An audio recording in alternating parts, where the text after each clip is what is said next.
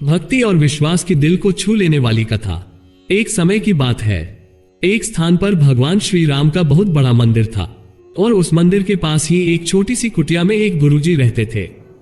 उनका रोज का नियम था कि वह शाम को पूजा करने के बाद एक पालकी रखते थे और फिर हनुमान जी का आह्वान करके बोलते, आइए हनुमान जी विराजिए, और फिर रामायण का पाठ करने बैठ जाया करते थे।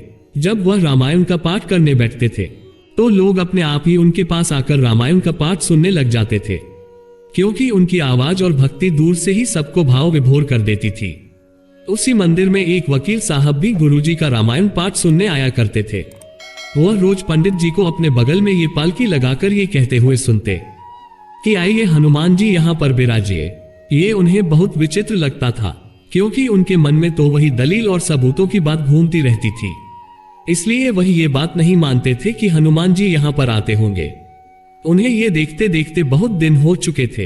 एक दिन जब गुरुजी ने वही प्रक्रिया दोहराई तो वकील साहब से रहा नहीं गया।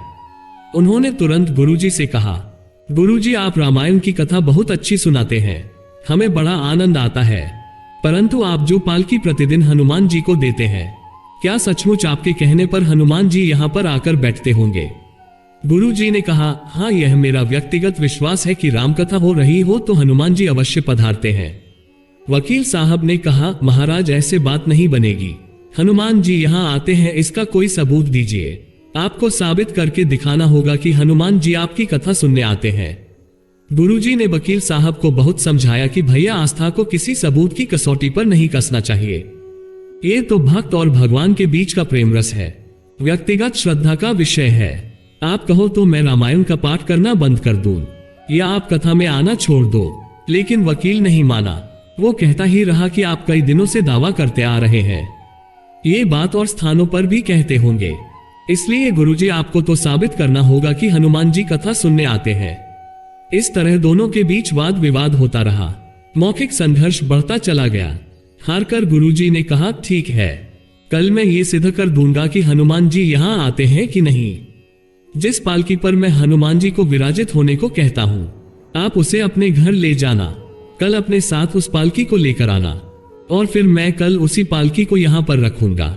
मैं कथा से पहले हनुमान जी को बुलाऊंगा और फिर आप इस पालकी को इस जगह से ऊंची उठाकर देखना।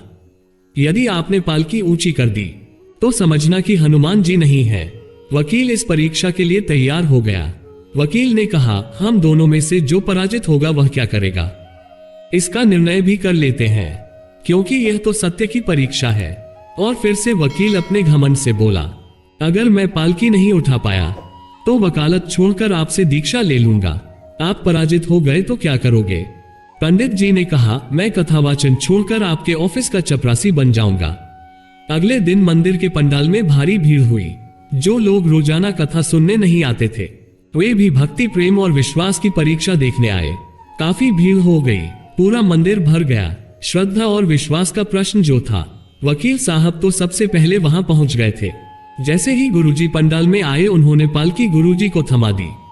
गुरुजी ने पालकी वहां रखी और अपने भीगे नेत्रों से मंगलाचरण किया और फिर बोले, आइए हनुमंत जी यहाँ विराजिए।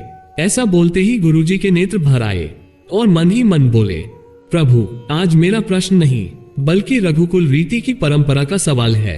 मैं तो एक साधारण मनुष्य हूँ, मेरी भक्ति और आस्था की लाज रखना। फिर वकील साहब को बोले, आइए वकील साहब इस पालकी को ऊंची कीजिए। लोगों की आंखें जम गईं। वकील साहब बड़े ताव से खड़े हुए, लेकिन जैसे ही उन्होंने पालकी उठाने के लिए हाथ बढ़ाया, पालकी को उठाना तो दूर वकील साहब उसे स्पर्श भी न कर सके। जो भी कारण रहा, उन्होंने 3 बार हाथ बढ़ाया, किंतु तीनों बार असफल रहे। गुरुजी और वहां बैठी सारी जनता ये देख रही थी कि पालकी को उठाना तो दूर वकील साहब पालकी को छू भी न सके। 3 बार में ही वकील साहब पसीने से तरबतर हो गए। वकील साहब गुरुजी के चरणों में गिर पड़े और बोले, गुरुजी, मैं पालकी कैसे उठाऊं? मुझे नहीं मालूम कि क्यों मेरा हाथ पालकी तक नहीं पहुंच पा रहा है, अतः मैं अपनी हार स्वीकार करता हूं। कहते हैं कि श्रद्धा और भक्ति के साथ की गई आराधना में बहुत शक्ति होती है। मानो तो भगवान है, नहीं तो पत्थर। प्रभु की मूर्ति तो पत्थर की ही होती है, लेकिन भक्त के भाव से उसमें प्राण प्रतिष्ठा आ जाती है। तो प्रेम से बोलिए, जय सिया राम, जय हनुमान। दोस्तों, अगर आपको ये कहानी अच्छी लगी हो तो वीडियो को लाइक जरूर करें, और अगर आपको मोटिवेशनल वीडियो स्टोरीज वीडियो देखना पसंद है तो आप स्टोरी के चैनल को सब्सक्राइब करके बेल आइकन को प्रेस कर लें, ताकि लेटेस्ट वीडियो का नोटिफिकेशन आपको सबसे पहले मिल जाए। Thank you for watching.